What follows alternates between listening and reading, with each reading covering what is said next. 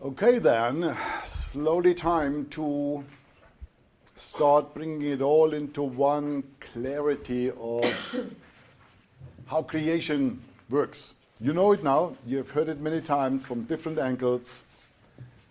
And on page 159, it says Context User Manual. And just as a reminder, of course you do have power already. You had the power to come here. You created already a life. And with or without Master One, you would continue creating. But most of us have been operating on personal power. Where personal power is limited. You only got 24 hours a day. You only can work that fast, that hard, that smart. And that's it. The power of consciousness, the power of context, is you employing the whole for the manifestation of your creation. That is expanding your power unlimited. There's no limit anymore. Because the whole is infinite. There's no limit to your power with regard to what you're able to attract. And yes, it might be a exciting, adventurous journey, because remember, creation in context always starts with abracadabra. Remember what it means? Yes. I create with my word. I create as I speak. In the beginning was the word. Context only happens when you started, ignited, bring it forth from nothing with a promise. You make the commitment first. Then the magic happens. The magic happens after the decision. I cannot tell you how many people I know, they still wait always for the magic to happen, and then nothing is happening, and I'm asking them going into it, they didn't make the decision. They played with the thought, they were thinking about it all the time, but they were not making the decision. With the decision, everything changes. It's like, decision making is like you're plugging into the hole. Therefore, this is taking and asking of you the courage to live from vision, making and to create from decision, rather than waiting for circumstances to be in place to feel safe to make a decision. And this will challenge you for quite a while. For sure it will. And every single time you're not making the decision, you're not making the commitment, you try it via personal power or whatever, you will forfeit the whole to support you. The magic is waiting for you to be plugged in. And plugging in means making the commitment. Saying yes to something you don't have the money for, you don't have the time for, you don't have the confidence for. You don't know whether you're going to ever make it or not, and you promise anyway. That's powerful. And all the great inventions in this world, and all the millions of small great deeds that never got published, have started out exactly like that. So, personal power, the power of consciousness, the power of context, the magic is going to happen. And not only the magic is going to happen, but also you're getting the fruits, the immaterial fruits, already in the moment you make the decision. The material fruits, they need time because matter lives in time. However, the immaterial benediction, benefits of having made the decision, this you get immediately. because there's always a motivation behind making a decision. You experience a particular quality of inner state. You expect a particular quality of emotions, and these are coming instantly. Have you heard the phrase, the future is now? Yeah, some of you? Okay. It's widely used now.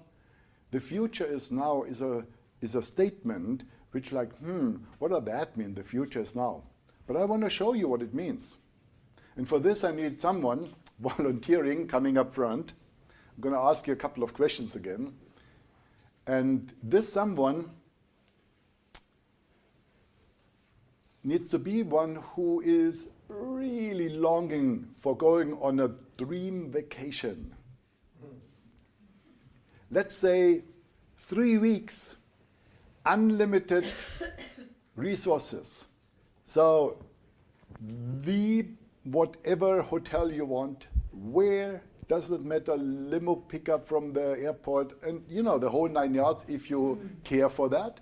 You can also be a hermit in the Himalayas, but then you need also support over there. It doesn't matter which one. But who is really longing and dying for going on a vacation because you didn't have one for a long time, or they were all Mickey Mouse vacations? Please come up front.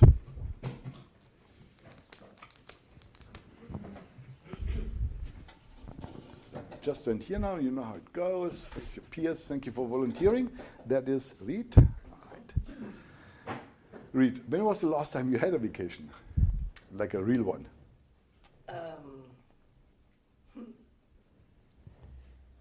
I think about 10 years ago. Okay, that qualifies you perfectly to be here now. Where would you go if you had unlimited resources? India. India. Mm-hmm. Where would you start in India? At the sea. At the sea? Yeah. Okay. Mm-hmm. Any particular place? No. No. All right. Any particular setting? Unlimited resources? Yeah, what would it be? Beach, a lonely house, silence, flowers. Okay. Sun. Okay. Good. Now, I want you to imagine that you do go into the travel agency and you make the booking. Just imagine that. You make the booking, you pay the full amount, so you don't have to worry anymore, and in 3 weeks from now, the flight will depart. Okay. Are you employed or self-employed? Self-employed. Self-employed. You work from home or you have an office? You work from home. Okay. So, go into the reality that you have booked the ticket. You have made the decision, not the wanting. The decision is done. Now, go 2 weeks into the future. So it's 1 week until departure of the flight. Would anything change in your emotional state during that time? 1 week from departing to India? Yes. What would happen? I would become nervous. Yes, and? Curious. And curious, and? Anything else? Emotional. In what way? In the way of leaving husband and children behind.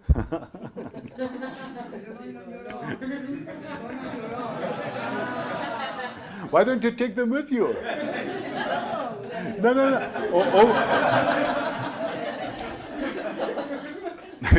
Because it's a vacation, right?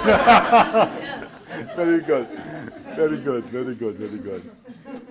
How many hours sleep a night do you usually need? I need at least 8 hours. At least 8 hours, okay.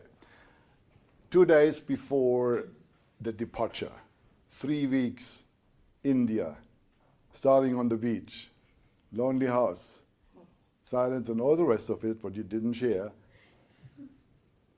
2 nights before, what's your estimate how much sleep you need?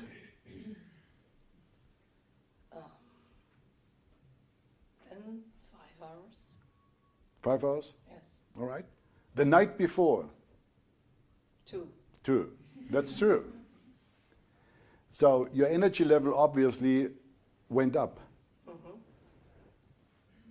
The interesting part here is that she's still at home. It's still the same house, right? You didn't move houses. And it's still the same country you live in. Correct? So nothing materialistically has changed. She's still in the same country, in the same city, in the same house, same job, but the energy level has changed. And the emotional part, one day before that, what emotions could you possibly expect to experience? One day before the marriage. So tomorrow you leave. Tomorrow. 3 weeks India. Excitement. Yes? Hope. Well, sadness also for leaving them behind.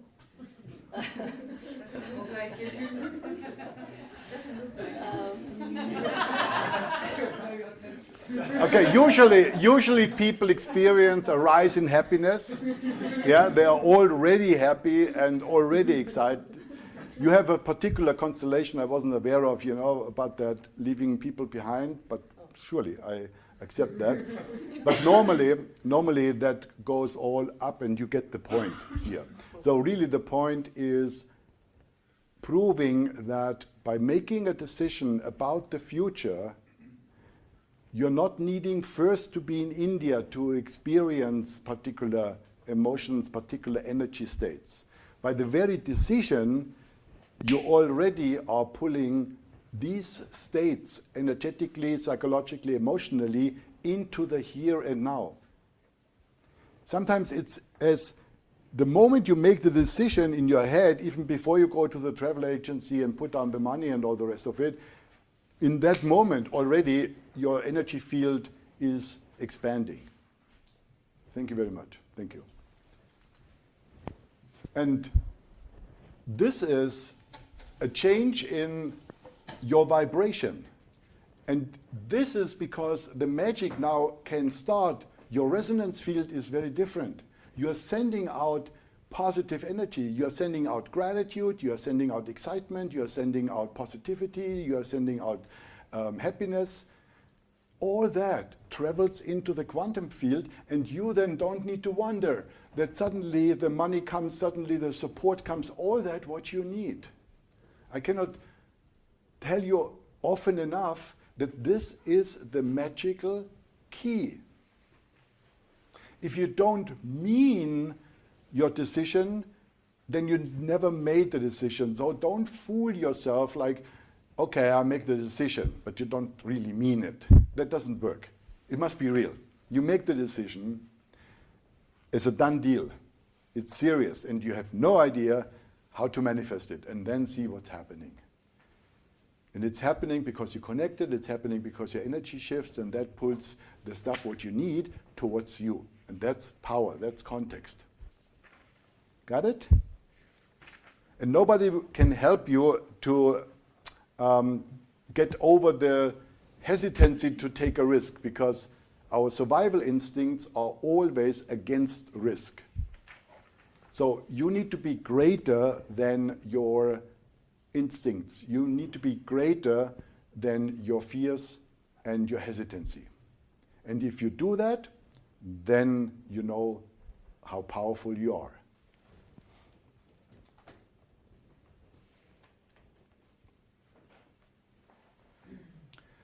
So you see on page 159 that you got two possibilities here when we talk about creation. And we're talking about now context. The two possibilities are either you create new realities. In other words, you are simply creating a new job, a new partnership, a new home environment, a new body or a new state of health for the body, something new that doesn't exist. So now you know how to do that. You get clear what it is, you make the speech act, you surrender, and then the magic is starting to happen. The second part is you add context to existing realities. So that means that For example, the relationship to your parents is not very inspiring. So now you take context and you add it to the next time you meet them. Sunday afternoon, 3 o'clock, cake and coffee, for example. Yeah, meeting with parents. In the last 5 years, you have experienced this to be not very inspiring. So this time, you learn something that you can take context and magically make the same circumstances, your parents, coffee, cake, you on that particular table in the familiar home, etc., etc. And what you bring now is a context of this. I generate and I bring, I am excitement. I'm excited.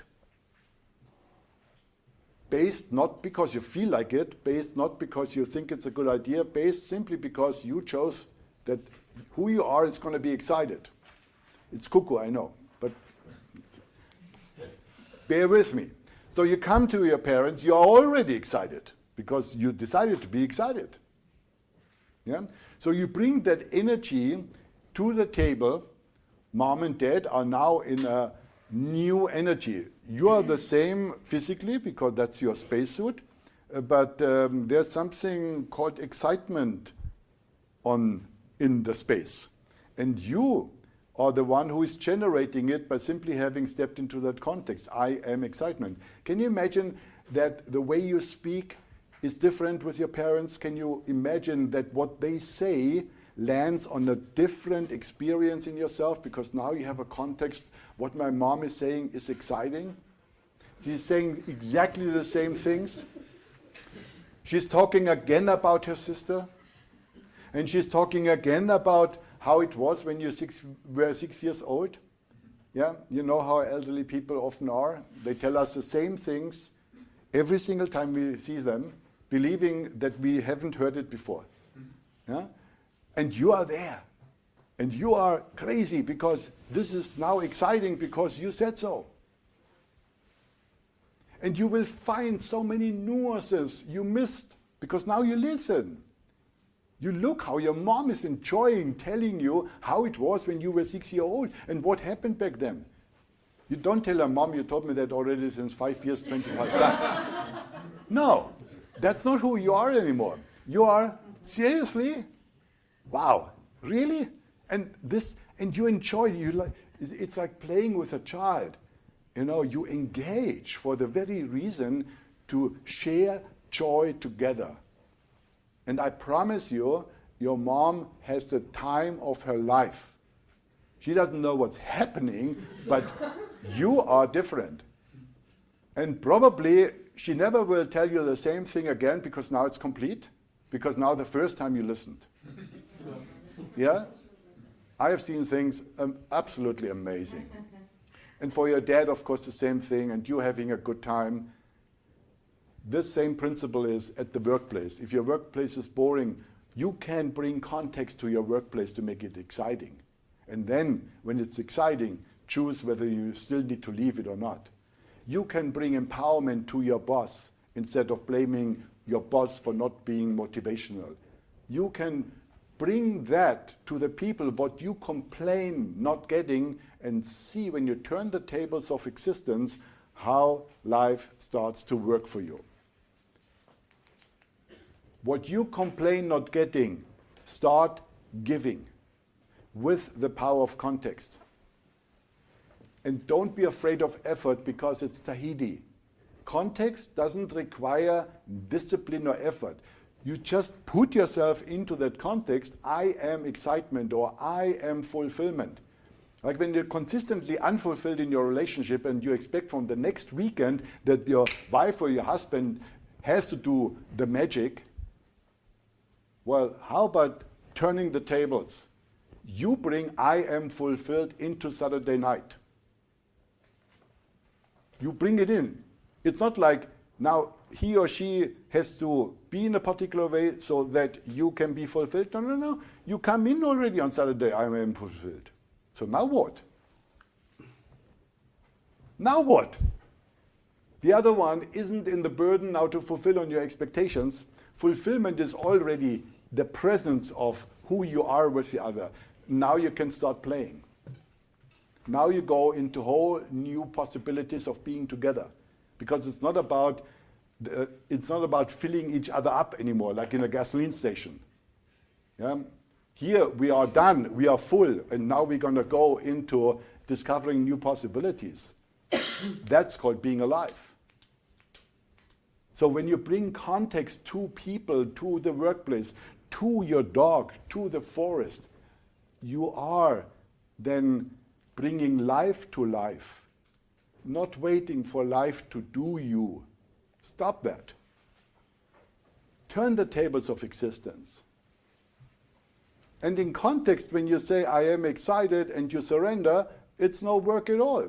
You don't have to do surrender. That's pathetic. You go into I am excitement, and then you go into letting excitement happen with your presence. Once you have made a commitment, either creating a new reality or a commitment to bring a new context to anything in your life, then there are a couple of possible sabotaging elements that you need to be aware of. And this I'm going to share with you on page 163. So here's your power bucket, right? So the power bucket without the holes consists of making happen, letting happen, the male and the female, of course. And now we take a look at the possible holes your bucket could have.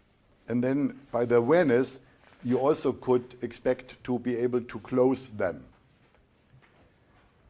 The first one, and you can write it in the empty lines, are backdoors. Backdoors are power leaks. So you can write backdoors. That would be hole number one, this one. And we close that now by awareness. What are backdoors? Well, if you are in a relationship and you're still having those phone numbers, you know, you never know. Yeah? I mean, it's wonderful now, but yeah, just in case, you know, why should I delete it? It's stupid. Yeah?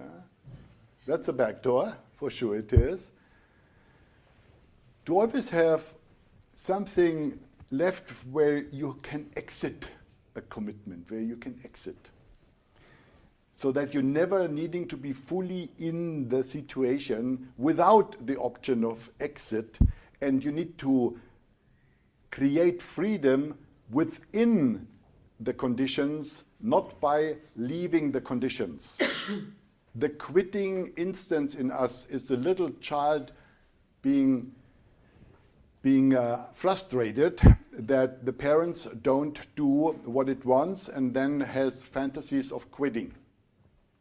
Yeah? Running away in whatever way, inside, outside, it doesn't matter, but running away, leaving the scene. This is the ultimate level of power. I leave. Yeah? Or if you don't, then I go someplace else. This is a backdoor. You're only killing your own power. So if you can be in anything like your job, you choose to be in your job 100%. We said it already, no backdoors. That's powerful. And you can do it just for 1 week to see. But then this 1 week, no backdoors whatsoever. And then you can, oh, that was fantastic. Okay, let me do 1 month. Yeah, you can play with it. You don't need to like no backdoor forever. This is way too far out.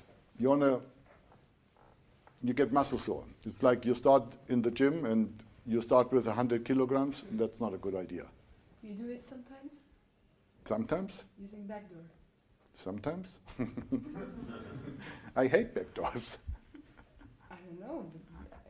But I don't go backdoors. You never do it? No, not anymore. Not anymore.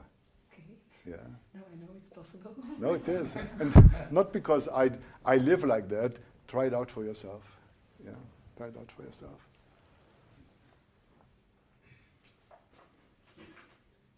In the relationship, it makes the utmost difference.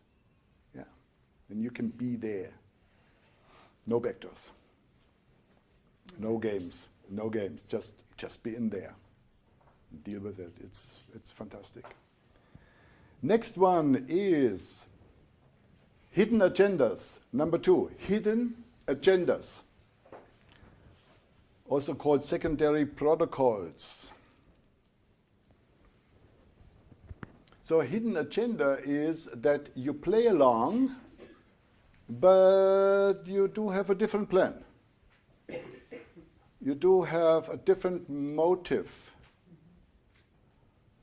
It can be very subtle,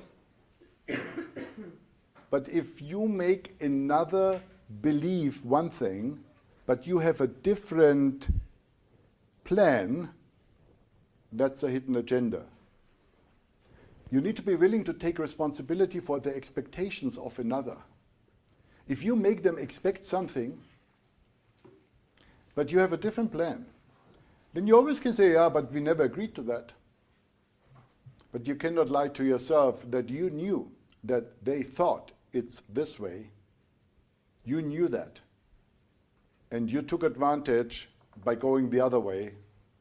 Usually it's financial advantage, power, or whatever. Yeah? So no hidden agendas means you are a sincere person. There's no hidden motive running. And that is a powerful way to live, and it's a powerful way to be with people. Because then you can be trustworthy. Then people sense that they can trust you. You don't play games with hidden agendas or with backdoors, and then it's really powerful to be related to you. Can you exemplify hidden agendas? You asking me that? Seriously? To make one believe one thing and doing another, you have that as a profession. You again with lawyers. I love lawyers, but I adore them. Because they are the ones who find out. They are the ones who find out, yeah, you say that, but actually your plan was to do that, or the judge, or whoever. But in this they even have a name for that, Murphy's Law. Have you heard of it? Murphy's Law? Yeah, the Murphy's Law is whatever could possibly go wrong will go wrong. Yeah? Of course, if you are going with your energy onto a higher level, there is no Murphy anymore. Murphy is only up to a particular level. I'd say it starts disappearing when you go into uncertainty. It's definitely in inauthenticity. It's definitely in opposition. Uncertainty is already a higher level of energy. In nothingness and above that, there's no Murphy anymore. And that's called lucky people. Because in those energy fields, the bad stuff is just not going to happen. It doesn't exist there. You're always in the sunshine, so to speak. Yeah? So, next hole. Number 3 is withholds. A withhold is not giving 100%, not giving your best, withholding, saving it for a better day.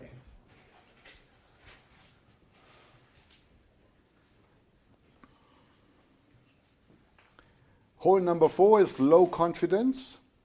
Low confidence. And we mean the confidence of your 90% under the water of your awareness. Remember, when you are not a person of integrity, when you are not on time on something that you promised, then you get another negative entry and another negative entry, and your mind tells you, it's not so important. I'm in integrity with my big commitments, what matters, but You know, to come on time back from lunch when nobody is here. Anyway, why should I? Yeah? This attitude is dangerous because you're breaking again your word. You say you're going to be back by a particular time and you're not. And from a human point of view, who cares? You know, we don't die, you don't die, we start anyway. But if you want to really purify and get your power up and going, something in you knows. You said 4:30 and you showed up for 4:33. And that means no, your word not manifest. And subconscious doesn't care whether it's a big goal or small goal, it just knows what you promised and it matches done or not done. If not done, not done. Yeah? So be careful with for whom you are performing. And as I shared with you already, when people not watching and nobody can say anything, I keep my word for the very sake, because I don't want to pollute my subconscious, which then stops trusting in me. And when my bigger goals don't manifest, I can then take a look and say, because in my small goals I started to be not powerful. And therefore my subconscious lost the trust in me. Do you get it? Yeah? It is important. All great people are impeccable. Last one is for you to fill in. The last hole is something individual that you know of yourself, that there goes your power. It may be a fear, it may be an addiction, it may be an unwillingness to complete with your ex, it may be a being right that you're not willing to give up yet. Something personal, something specific where your power leaks. So it's basically an open wild card for you. Think about it. What would be a personal thing that also qualifies as a power leak in your bucket?